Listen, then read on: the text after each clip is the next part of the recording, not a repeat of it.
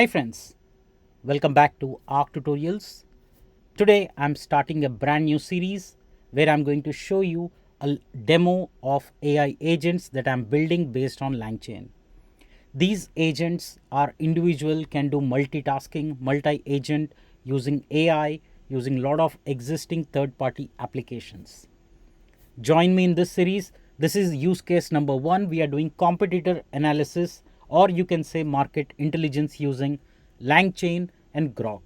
If you don't know what is Groq, Groq provides you with AI models that we can integrate into our applications.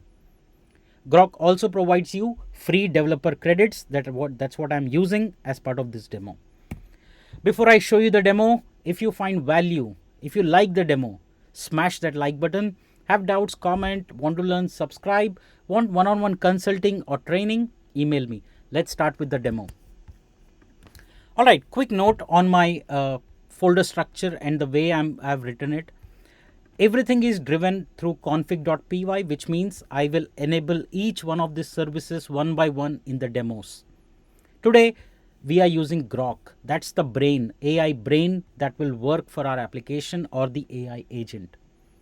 We are using Groq here, if you can see, and we have configured the API key. We pass the template and then we ask it to compile it and collect it. We tell that which model to use. We are using Llama 3.3 and we are sending a pre-templated message and what response we want and the temperature. That's to tell whether what's the tone should be. That being said, let's start and I'll show you the demo. So we are using UVCon, which is a fast API basically, and I'm going to fire up the app and let's start. It says not Unicorn, it's UVCon. I always make this mistake. All right, so our application is running on 127.8,000.